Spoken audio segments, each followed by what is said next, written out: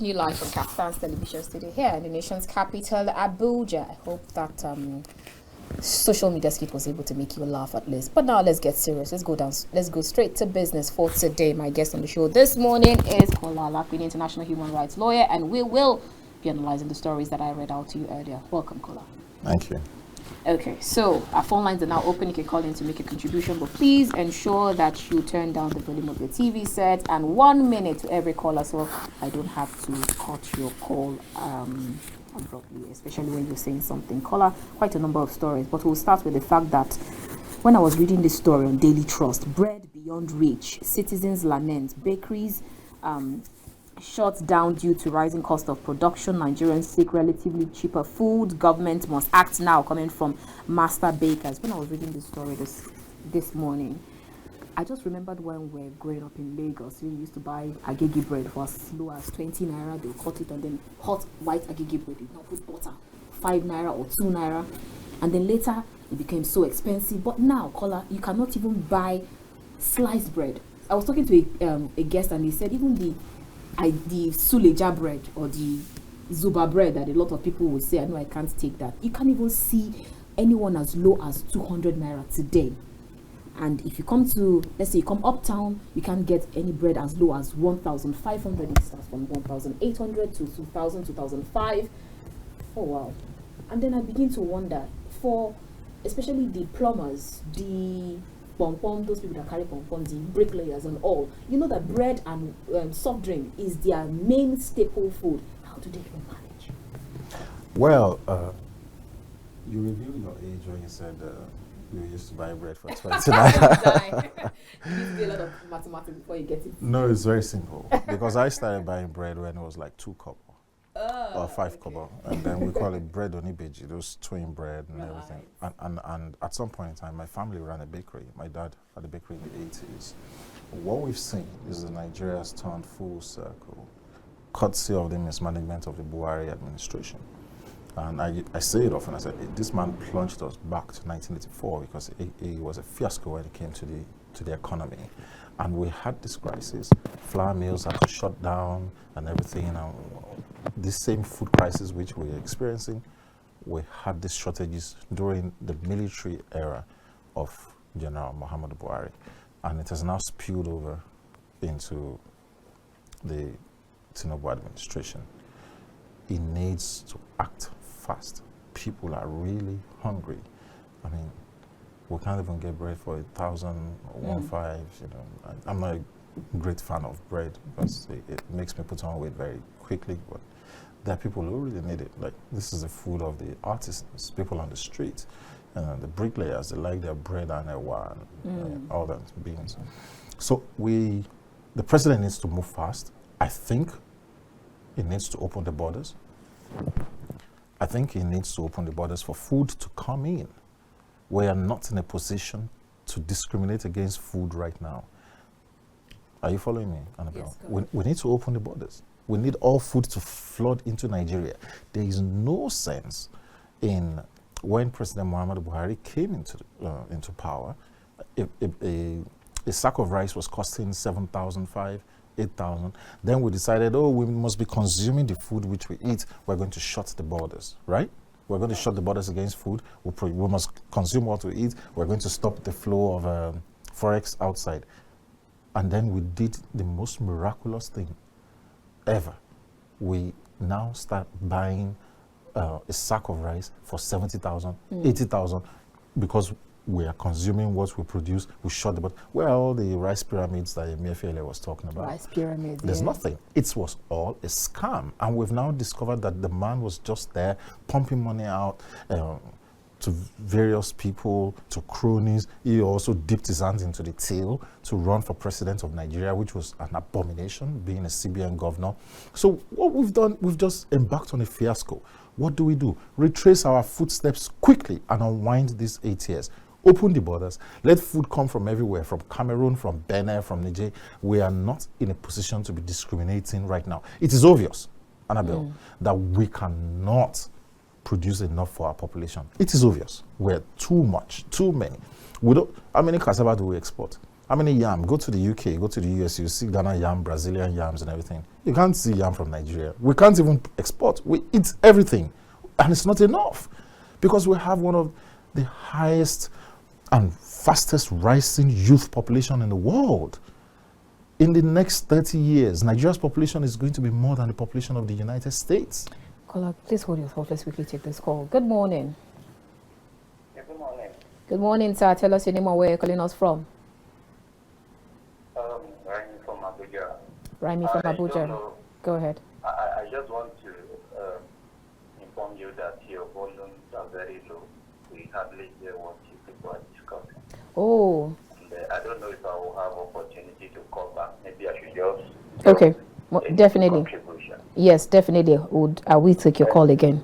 Please, as much as people are trying to encourage us to be patient with Tinubu's government, anyone coming to this studio speak the truth the way they are. Buhari had gone 1 year ago. Tinubu has been in power for the past 1 year, and he has 3 years left.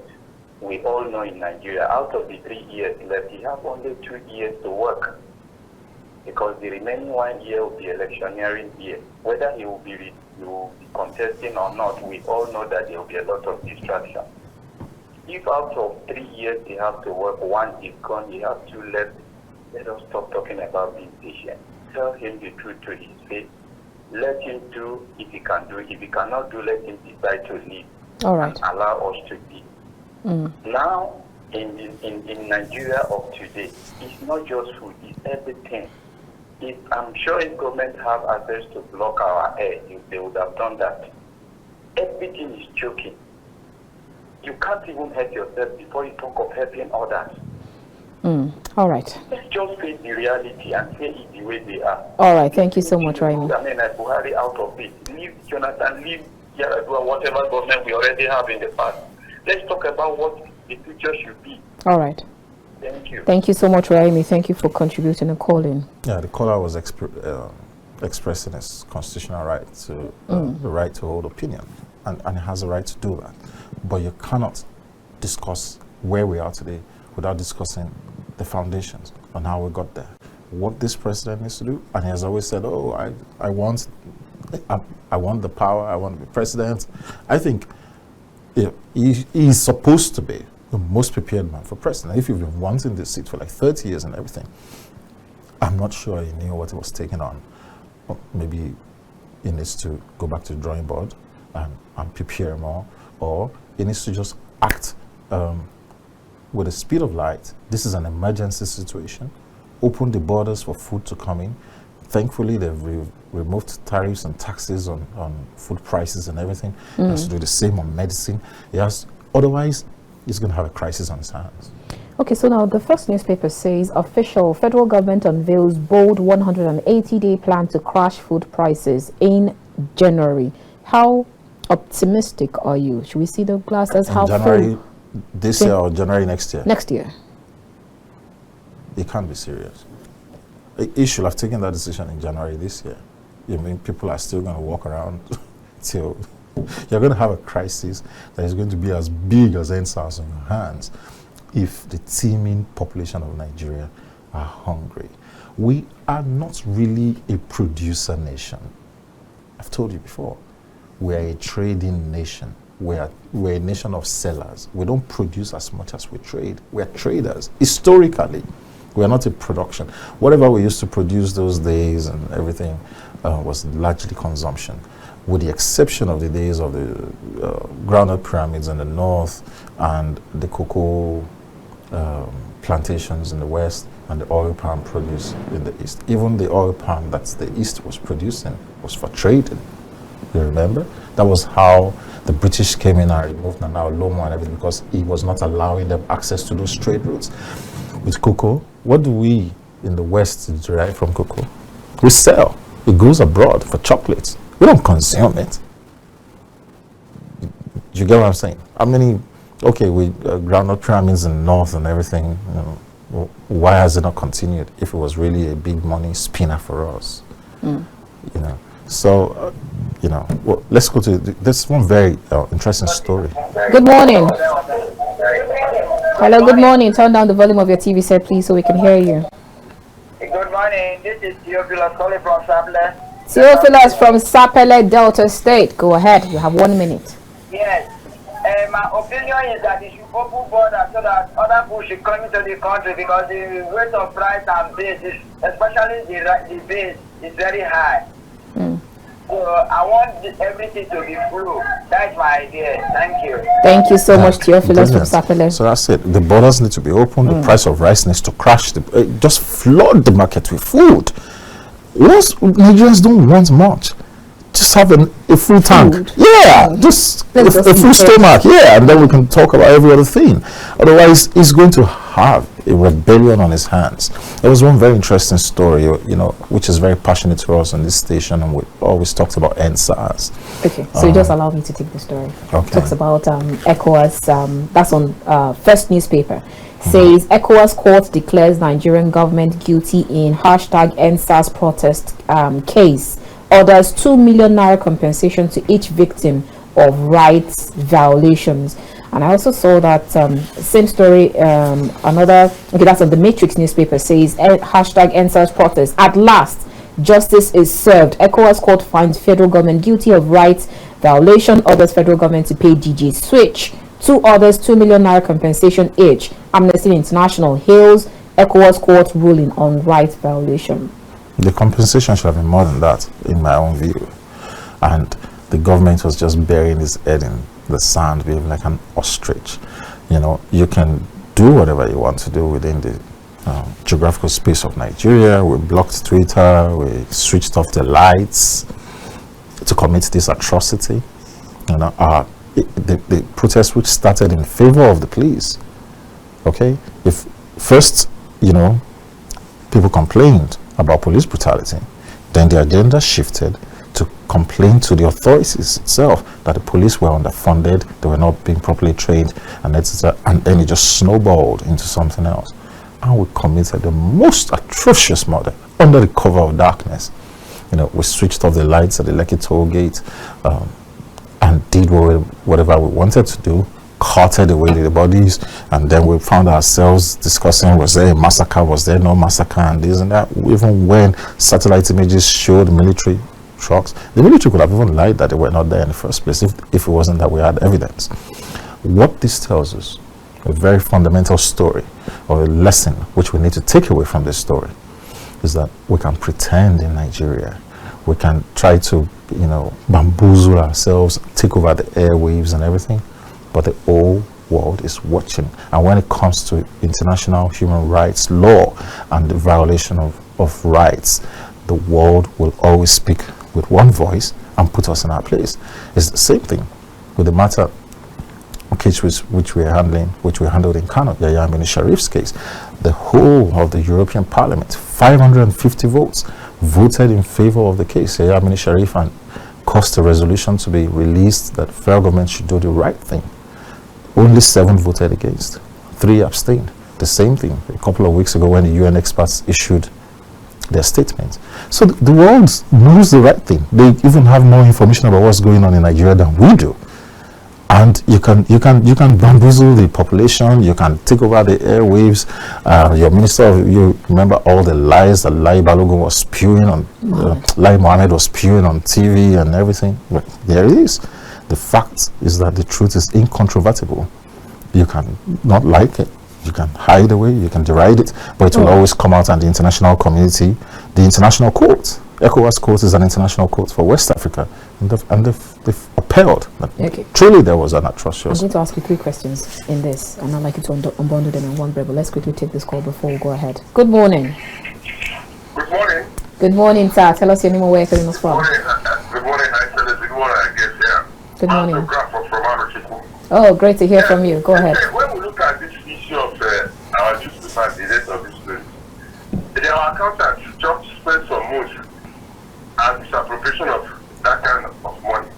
Now, if the person is to complete the normal 4 years he's supposed to do, what will happen? You see, what I'm trying to look at that is that for us as a country to move forward, We cannot be singing corruption, corruption, corruption every day.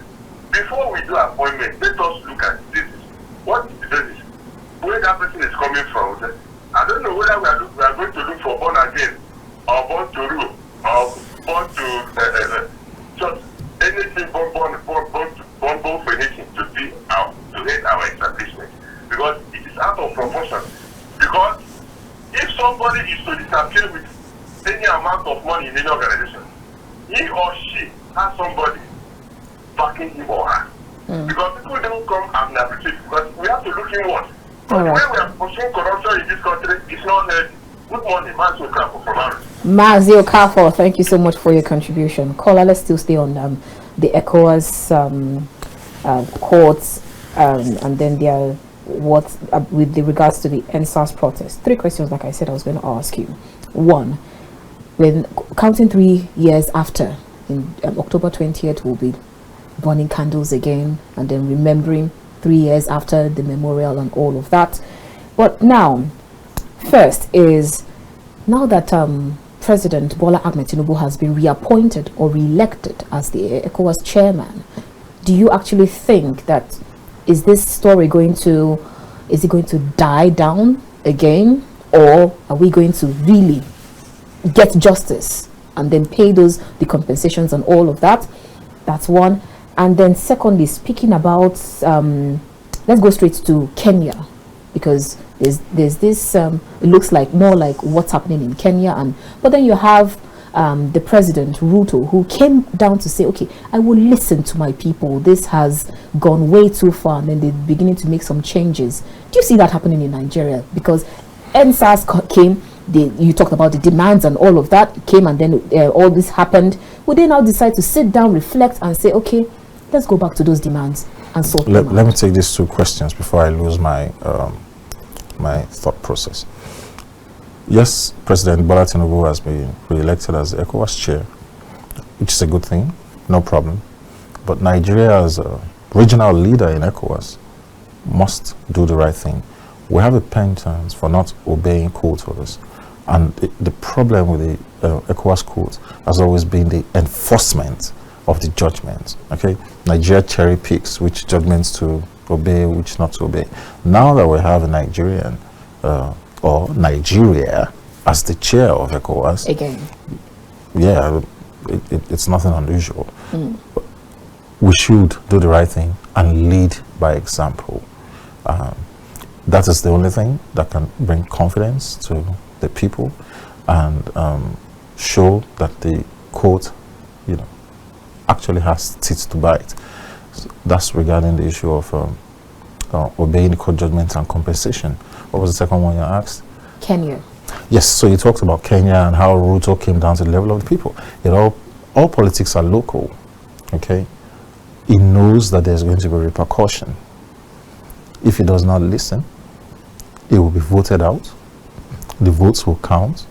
The electoral system might not be perfect, but I think it's much stronger than we have in Nigeria.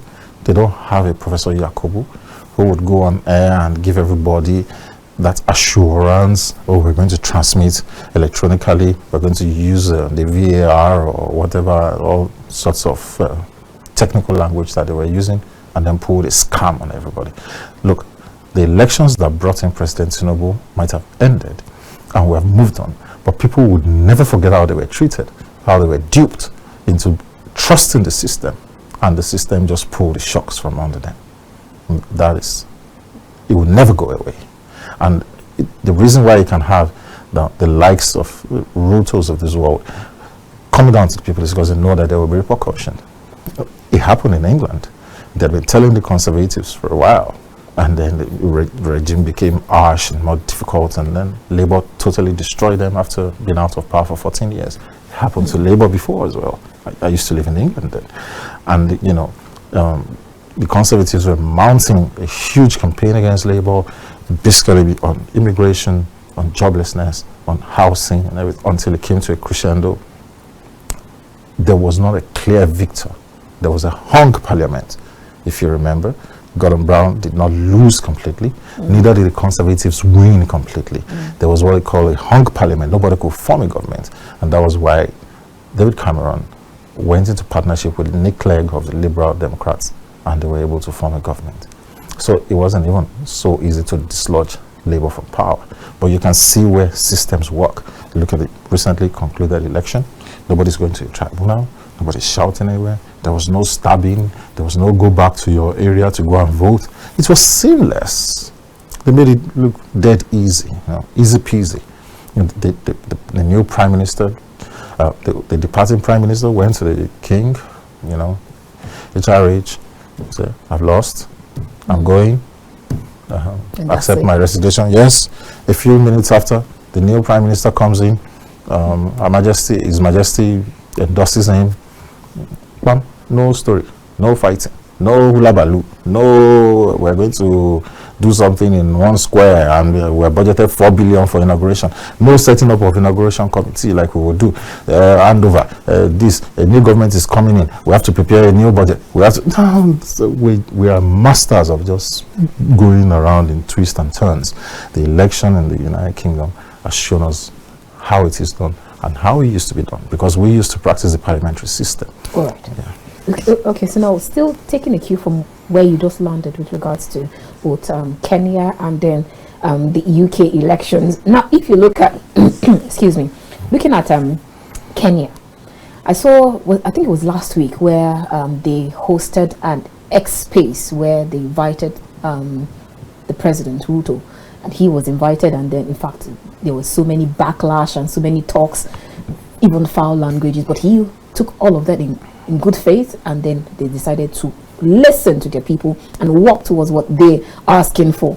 Do you actually see that happening in Nigeria, where you have the president, the vice president, the economic council, the National Assembly members? Let's host an X-Space, or even if we're not going to do that, at least there's where what we call public hearing. Let's have people come together to talk about either the ministry of the proposed ministry of livestock or the presidential jet. You want to have, or you bringing out a plan and you say it's something that is going to work for the people. Why not also put the people along?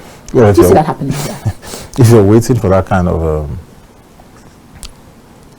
Twitter space conversation or whatever that would involve the president, you're going to wait a very long time, because the president knows his weakness and his flaws. He's not an on-the-spot speaker. He doesn't have the gift of the gab. He cannot speak like Yemi Oshibajo, for instance, or a Wale Soyinka or someone. So he avoids debates, and you can see all through the presidential thing where he stayed clear, because it would have been a disaster, maybe akin to what Joe Biden is facing in America. So it was a tactical move to shield the president from on-the-spot questions, speaking on the spot during his campaigns and everything. Otherwise, it will have been a crisis for them to manage. His team knows what they're doing. And every time the president tries to speak. But you've seen some of the economic summit and all of that he's been speaking. Was it a question and answer? It wasn't a question and answer. It was a monologue. What you're asking is, to quote you, that's what you're saying. Ruto, you said there was a conversation, there was a lot of bass balls, Ruto took some and everything. I don't see it happening. The president says, I don't bother reading social media anymore. What they abuse something out of me. So can we get a situation where at least listen to what, because I remember you're always saying that house, Aso Villa, when it looks like you just get shut out of the world, you don't hear what people want you to hear. So can we just get a situation where at least you listen to the people and then know what happens? Because like you have Senator Ndume says his doors have been shut out even to ministers and all. It's looking like there's now beware of dogs in the house. It will come to that, because elections have consequences. This is the nature of the person who you've elected, and that was the nature of his predecessor as well. So if you elect someone who has a listening ear, or who is tech savvy, who you can tweet across or something, maybe it might be different.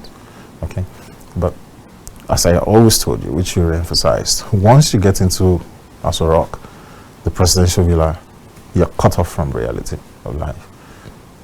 No two ways about it. We will never have light in Nigeria. except we disconnect Aso Rock from having special privileges, and we're all on the same band, whether it's band A or whatever. Disconnect it, remove generators, remove solar panels, inverters, treat the occupant like a Nigerian, a proper on the street Nigerian, then we will have light. Disconnect all the senators as well, the National Assembly. Disconnect the judiciary from alternative power supply. Let everybody be using the same power. That is the only way you will feel the pinch of Nigerians. If everybody is shouting Hito, Hito, let them also be feeling it like that. Otherwise, it is lip service. We voted $16 billion under the PDP years for power, and we don't have power up till now. Good morning. Good morning. Thank you for joining us, and thank you for staying patient with us. Go ahead. Tell us your name and where you're calling us from. This is Prince calling from Delta State. Prince from Delta State. Please turn down the volume of your TV set or move away from it. Okay. The fact remains that this government started on the confused note. You're still close to your TV set. We can hear ourselves. The fact that they started on the confused note, they have not been able to amend things the way they should go. In fact, they told us, even when our president, when he came into power, he told us that he already have money that is not coming into the government to look for money. But what are we seeing today? What is happening now? So you can see that not until they begin to do the right thing in the government, things cannot be well. Because as they have come into power, what the masses are expecting from them is to do the right thing, establish, industries, and then put things in the proper way that will make the masses to enjoy this government. All right. But what are we seeing now? Everything is going haphazardly, going the wire. Things are not going the way they're supposed to go. Everybody is suffering. All right. Thank you so much, Prince, for your contribution. Yes. Thank you so much. Kola, let's move through the stories this morning, because we talked about, we said something about the judiciary. So now you have the Punch says conflicting orders, embarrassing, erring judges risk sanctions, and that's coming from the CJN, and looks like we've heard it's now beginning to sound like a broken record, because we keep hearing this conflicting judgments, erring judges will be sanctioned, they will be punished, and all of that. So now that we have 22 new appeal court judges, justices, and then FCT gets new judges, will this challenge ameliorate? Well, we're going to come back here to discuss this. The box stops at the table of the CJN. He is the number one chief judicial officer in the country. The power of discipline lies with him and the NJC, which is the disciplinary body. And there have been complaints from some quarters that the CJN is too powerful, is head of this, head of that, blah blah blah, therefore making discipline difficult, because it is in all the key areas, and maybe we need some neutrality and all that. The fastest way to destroy a country or a nation is to have a bad judiciary. A corrupt judge is a dangerous man, because it will turn the law on his head. He can pass a judgment that everybody should be walking on their heads, and you cannot. There's nothing you can do. You must all walk on your heads until you overturn that judgment. That is how powerful a judge is. It is only a judge that has power over life and death in a country, constitutionally empowered. So if we don't put the right people in judicial positions, we're going to be getting this kind of bizarre judgments. Okay, so Kola, sorry to butt in there. Taking a cue from what you talked about where you mentioned powerful judges. Do we have powerful judges with regards to what you just mentioned? We do. It depends on how a judge carries himself and if he does the right thing. Justice Chukwudifo Puta still speaks to us every day through his judgments. Even when you watch the Oputa panel, I watch the Oputa panel on YouTube once in a while just to listen to his erudition, to see how the proceedings are conducted. You cannot be too confident and not learn every day. And the Oputa panel was an opportunity. It wasn't proper court, but it was an opportunity for us to see, cross-examination, examination in chief, how things are handled, or could I have done this better? Should they have said this question? So he lives with us in his judgment. Judges live in their judgments. Same with Justice Kayode Shaw. Same with so many, Amani and all that. So a judge who writes a terrible or bad judgment, it lives after him. And you're leaving now to the higher courts to try to overturn it. Look at the bizarre situation we have in Kano.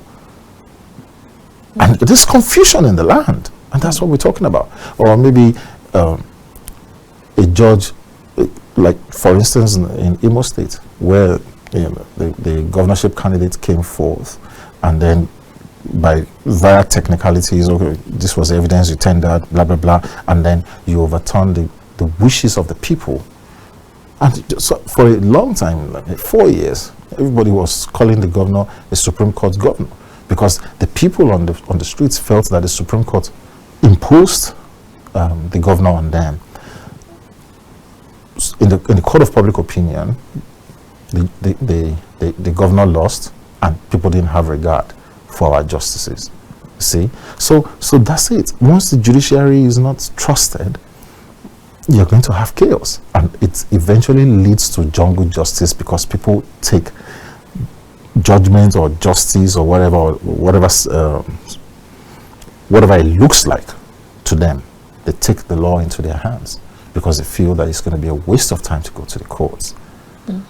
Once you start tampering with the judiciary, or you put the wrong people there, or we start having conflicting judgments and everything, the society is going to break down, because somebody is going to go away feeling disgruntled. You can go to court where the judiciary is strong and robust, like the United Kingdom, for instance. You know that your case is going to be concluded within 6 weeks or 8 weeks. The court is going to tell you, the judge will say, I'm going to take this case, I'm going to finish everything in 6 weeks.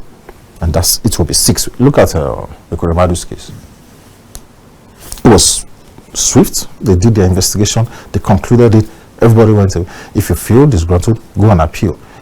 The UK judicial system is so robust that even the person that lost goes away with a sense of, okay, you know what, I gave it a try. Yes, I gave it a fair fight. Right. You don't go away out of pocket, you don't go away feeling bad that it will be bad judgment, they cheated me.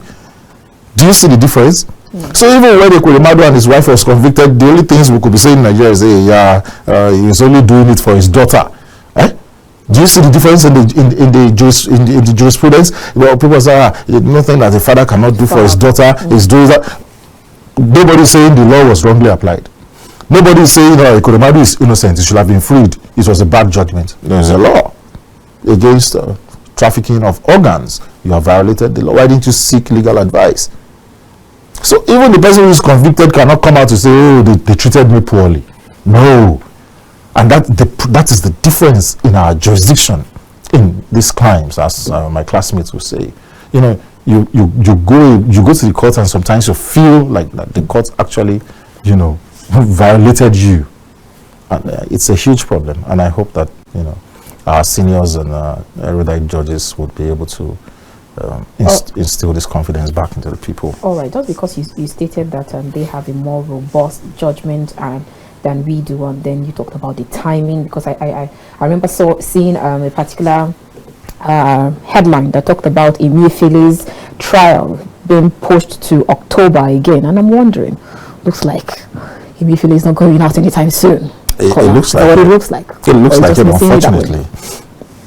I have very few sympathies for Emefiele, but I think he deserves his day in court.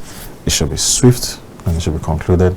There was a time he forgotten the drama where he was kept away for so long, and then they had to go to court to be produced in court. There was a fight between the SSS and the prison officials. I Emefiele said, I didn't know you could get scared. The man who held Nigeria to ransom said, they are shouting outside. He didn't want to go out of the court. They are shouting as the prison was like, oh, come on, let's go. I said, no, SSS, can you hear them shouting? I said, oh, how the mighty fall. It had so much power, and it was left unchecked by his previous boss. There was no reason Why this man should have descended into the arena of politics and he should have not been fired. If I was in charge, I would have fired him the next morning. Straight. You want to do politics? That's fine. Go away and appoint a new CBN governor.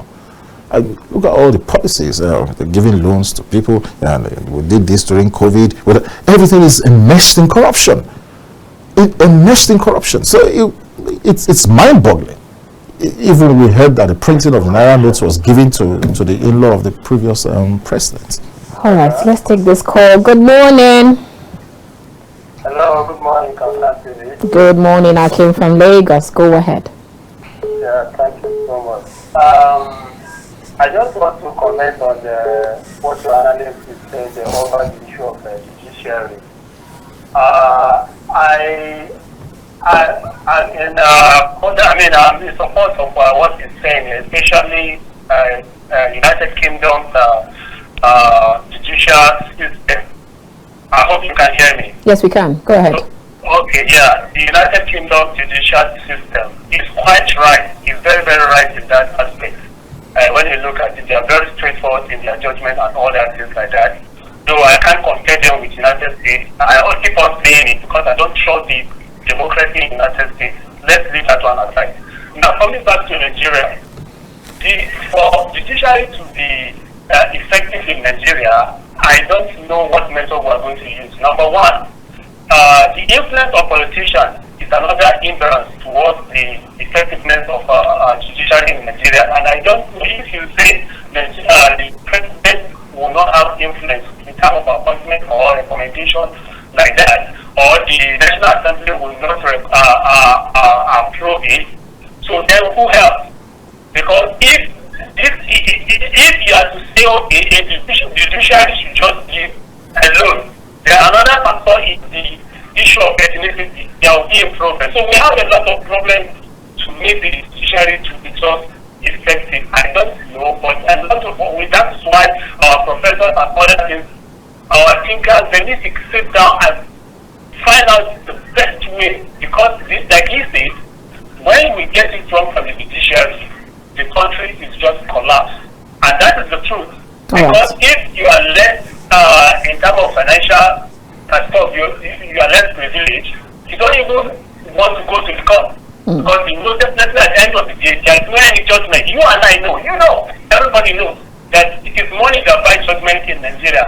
And it is not the fault of most of the judges. Thank you so much, Hakeem. Other things like that. But it's the kind of people we are. So regardless of whether you are richer or poor, the kind of people we are, our mentality, the way we do things, religious influence, ethnicity influence, wealth influence, call it whatever. All right, okay, we'll have to let you go. Finally, let's not deceive ourselves. The criteria may not be so good, but we must, one way or the other, support him in one way or the other for him to achieve whatever. But then we must also put check on him. All right. Thank you so much. I think we'll have to let you go. Our time is fast spent. So God bless Nigeria. God bless you too. Thank you so much, Hakeem. Okay, before we leave that topic, if you can help us in 2 minutes, so we take the last headline. Let's still talk about the judiciary.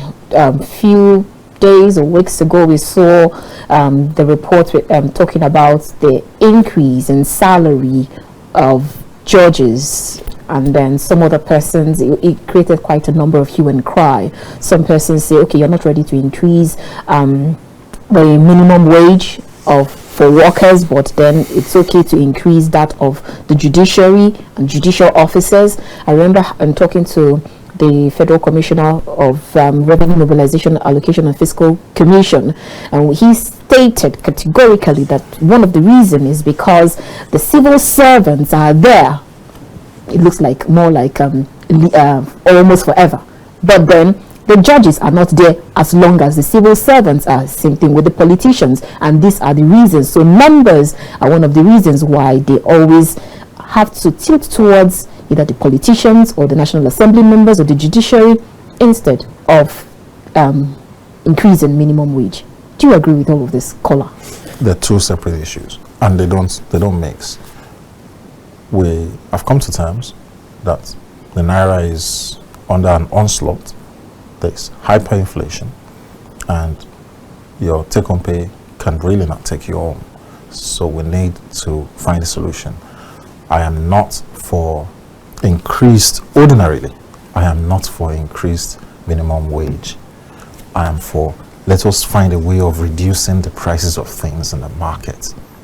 Okay? Because that way, then your wage can go far. And it falls down to some policies, like the opening statement of the president. I'm going to remove the subsidy.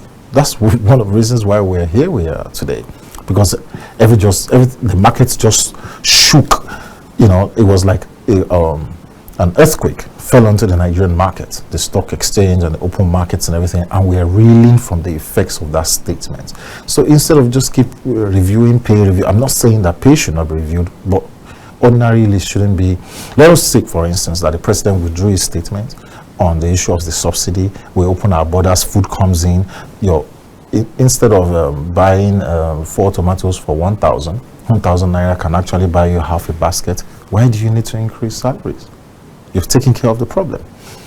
Another issue why, well, the subsidy removal had to come and everything is because we keep going cup in hand, asking for IMF loans and World Bank and everything. These people, wherever they are, they don't bring peace. I've said it before. They bring policies that grind you to a halt.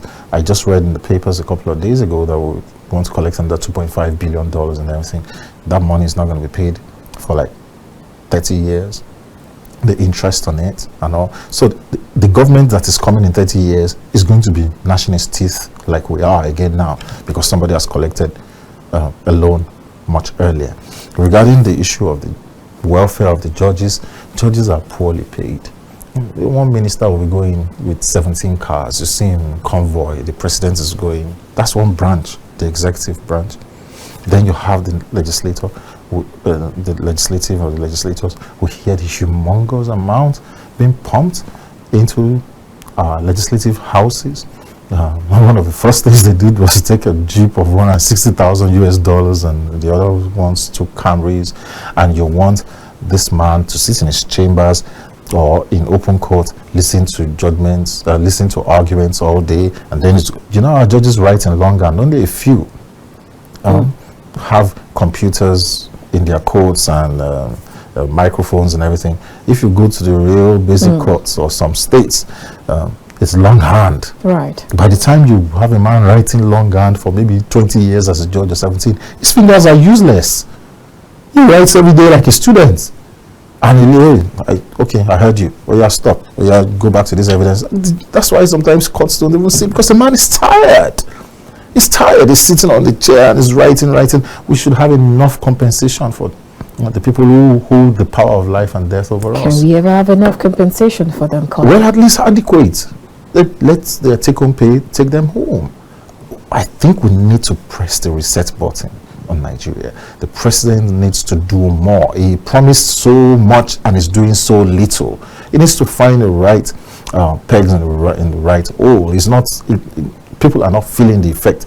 Sometimes, I mean, when laymen who don't even have an idea of economics start saying that the president is just embarking on trial and error, musical chairs, let's try this one. Yoruba will say, let me go like this. If it doesn't go, let me go like that.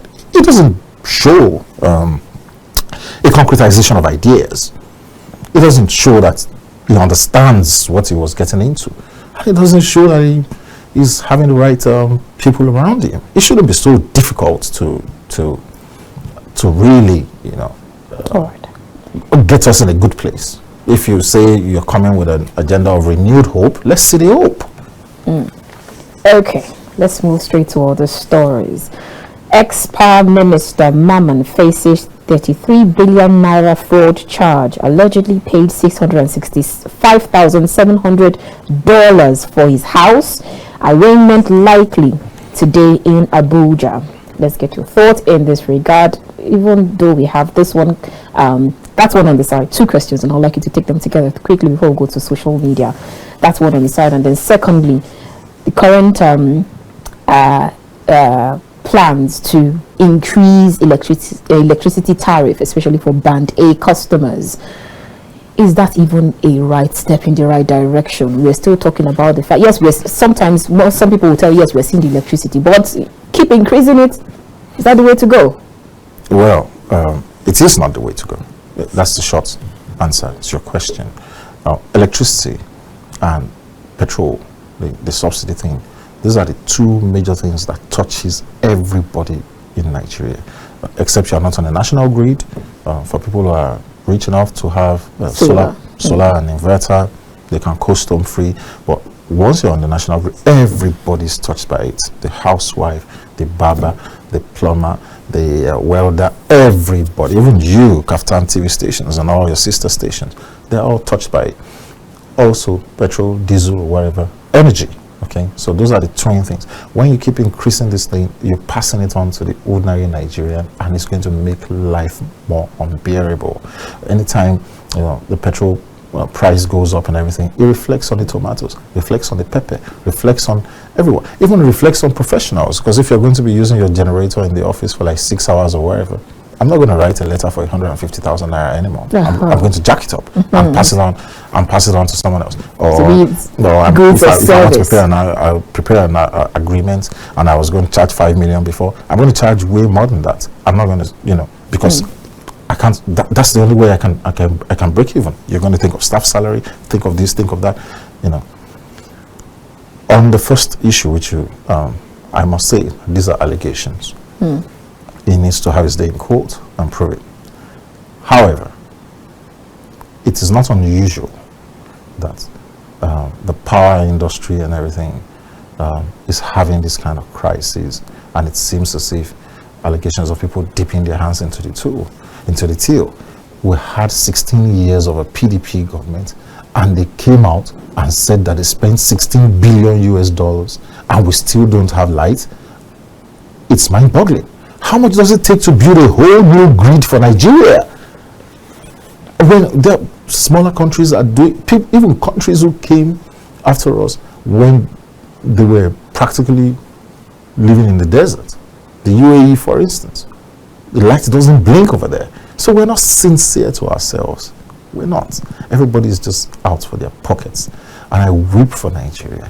I really weep. There's a generation of children coming up who are just soulless. They're just waltzing around because we've imparted the wrong values in them. They cannot tell their left from right. All right. Speaking about values, and then still on that corruption case, you have the Punch newspaper says Reps panel quizzes minister, that's the Minister of Women Affairs, alleges 1.5 billion naira diversion. I don't know if you saw the video where they had their fields of word. This one saying this, the other one it wasn't looking good at all. And then some other person, I saw the comments on social media, and then some persons say that's the reason why you will not have women as presidents, because this is always what you find. And then some other person brought back the story of the Ministry of Humanitarian Affairs, and then some other persons were talking about how somehow it looks as if Betta Edu's case will just fizzle out, and then we'll just see her back again. Let's talk about Let me quickly address and women representation. Let me quickly. We should model everything up now. So let's try and sort it out. When it comes to money management, finances, planning, I think you have to give it to women. They know how to manage finances. The extreme opposite, when it also comes to allegations of corruption and dipping hands into the till, especially in the government in Nigeria, women have also been found to be culpable. Betta Edu, for instance, Sadiya Farouk, former Minister of Humanitarian Affairs, being asked to return money and coming to explain to us how you are feeding school children during COVID-19 when everybody was at home in the lockdown. So maybe they don't know how to steal very well, and they get caught, and the male counterparts may excel on that. The third one was the shouting bout with the Minister of Women Affairs in the National Assembly. I'm not a great fan of the Minister of Women Affairs. I think she's controversial. She comes across as being combative. I know she's a colleague, but I think her handlers need to work on her more on comportment and erudition. how you carry yourself. Finally, nobody is bigger than the parliament of their country. The National Assembly is the parliament of Nigeria. And if parliament invites you, you don't go there and engage in a shouting bout with parliament. No individual is bigger than the parliament of his country, and the parliament has powers to cut you to size. Having said that, parliament itself must live above board. So where you had instances in the past where parliamentary members were asking for money. You remember the gentleman with Otedola who was asking for some X amount of dollars. It was Farouk or something from Kano who was sent to prison.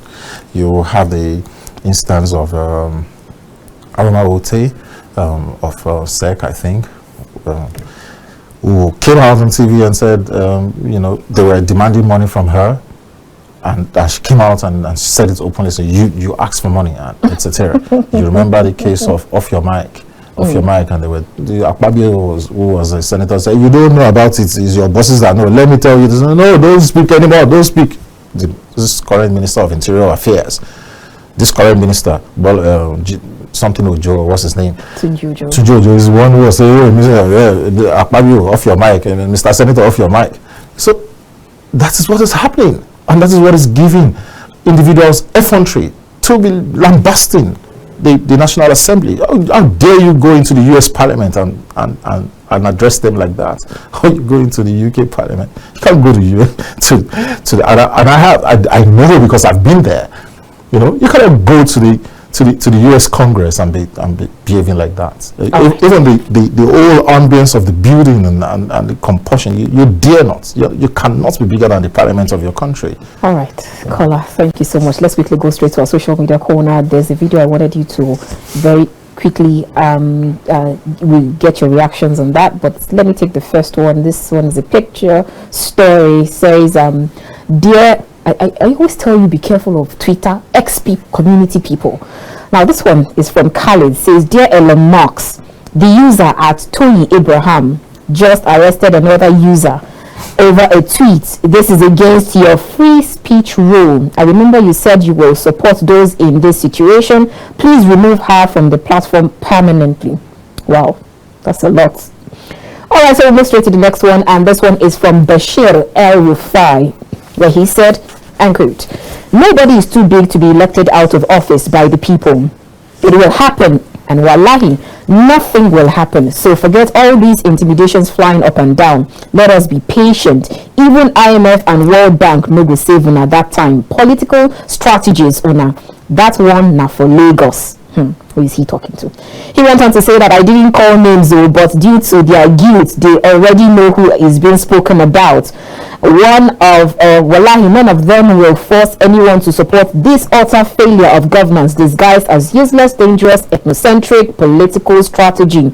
And someone came out, that soldier came out to make his own remarks. Says whatever is happening between President Tinubu and Nasser El-Rufai, if at all anything is happening, because I'm not sure, is politics, and both of them are political allies. Do not put your head. They will surely settle their differences and you will be the stupid one. El-Rufai remains my man and role model for good governance in this country any day, anytime. Then El-Rufai's son came back to comment saying everyone knows what is happening, but we can all just keep pretending like that's all. It's all just a coincidence. Media teams close to the presidency daily put up ops attacking El-Rufai, added by their contract given to the successor in Kaduna to tarnish his image with no evidence.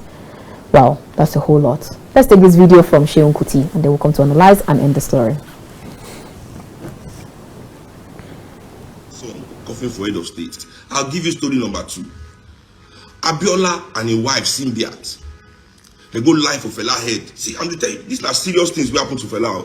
But his mama died. Now they go live for head. Simbiat go talk say fella and him boys robbed her of a Ferrari.